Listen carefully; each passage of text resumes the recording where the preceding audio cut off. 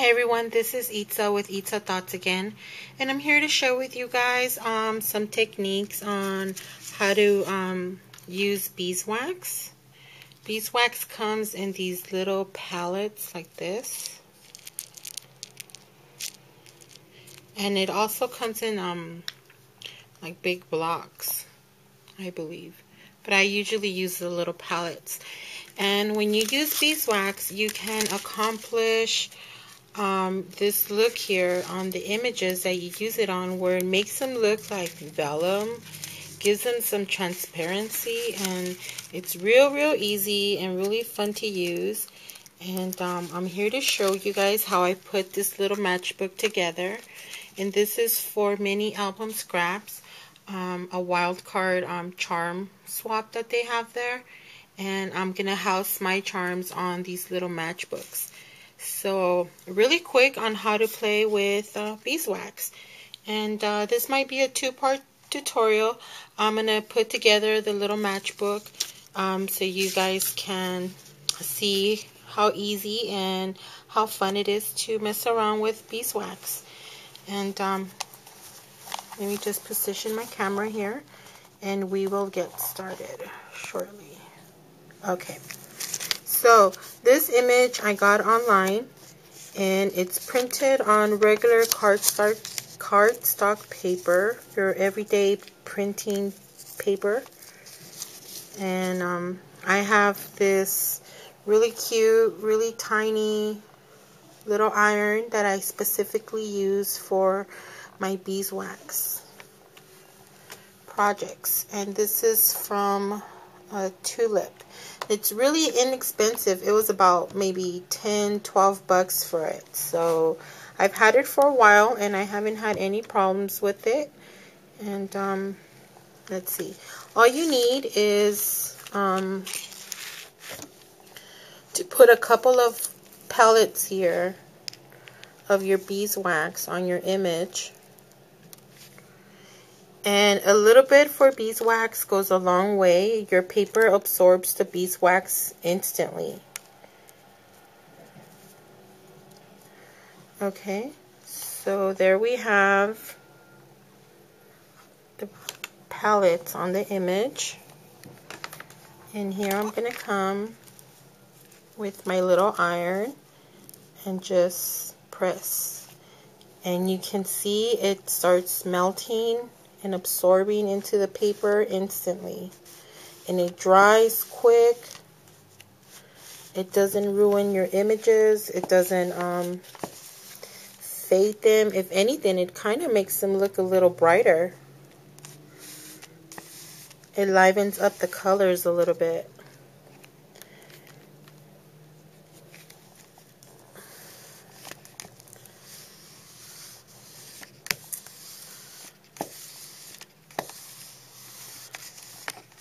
There you have it. I think it needs maybe one more here. It has one spot here.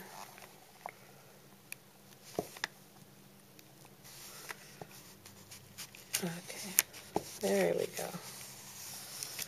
Okay, that's it. And then you just lift your image.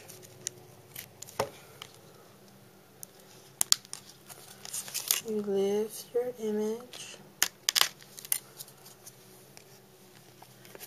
and there you have it.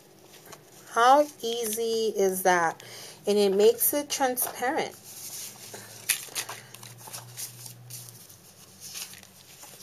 So if you put it behind an image, behind designer cardstock paper, you could still kind of see the design through your beeswaxed image here.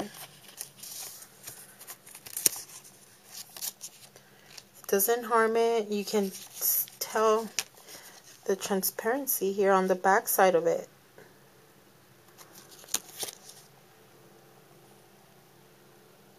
It livened, it made the blues and the pinks on her hair come out a little bit more. And there you have it. That's all you do. It's now ready to be played with. I usually make a whole bunch of these at one time. I print out a whole bunch of images on one sheet of paper and just do that whole sheet of paper all at once. And then I just store them by layering them on wax paper and just putting them inside a book so they stay nice and flat. And if you need to liven them up a little bit, just pass your heat gun on top of it and it brings out the gloss back up. You could also use your heat gun to add the beeswax. Your heat gun or a heat stylus or a little iron or a regular iron for that matter.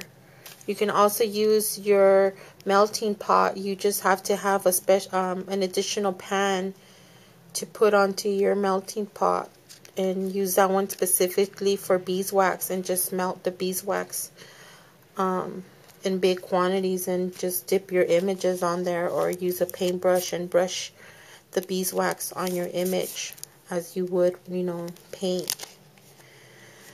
I'll see if I can put together another tutorial to show you guys how to use it on how to use beeswax with your heat gun also. And like I said, a couple of palettes go a long way, and I've had mine for a long time and I still have plenty of beeswax to work with. Okay, so the next step is you're going to make your matchbook, and this is simple to make. You just get one sheet of paper, any dimensions that you wanted, and you score about,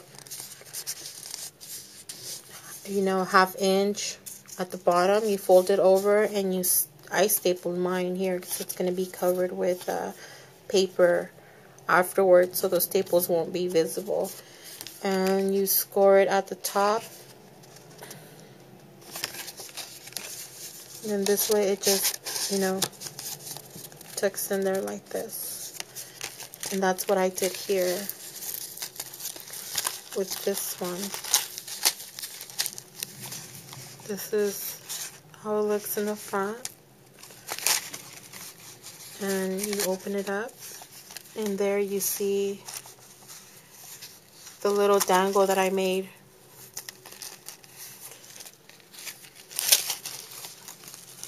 In the back I just used wire. Okay, so I already cut my paper to the desired dimensions. Both my matchbook and my decorative paper that I'm going to be using for this project.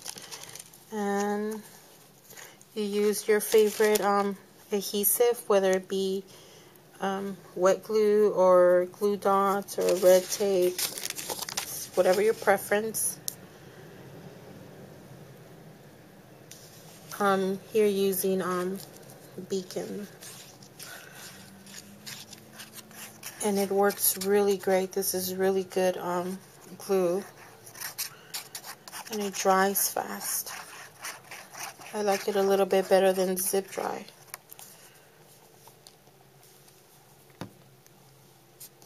So you get it, and you add your paper. I distress the edges here with some coordinating ink. And the front part,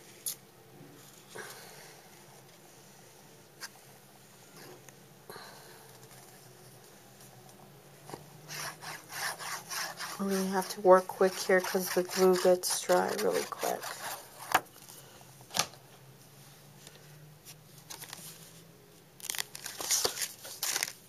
I think this goes in the back. And see how my staples are being covered.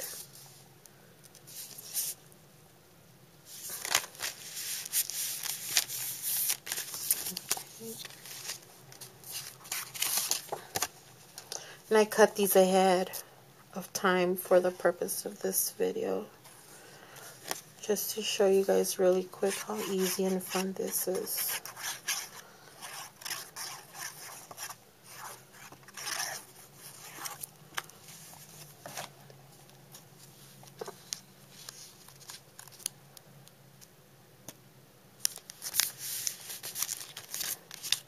Okay. So here is what it looks like without any embellishments.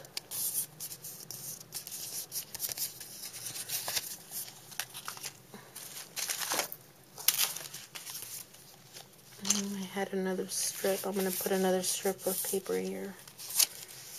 Okay guys, this is the first part of this tutorial. I will be back with part 2, and stay tuned. Bye.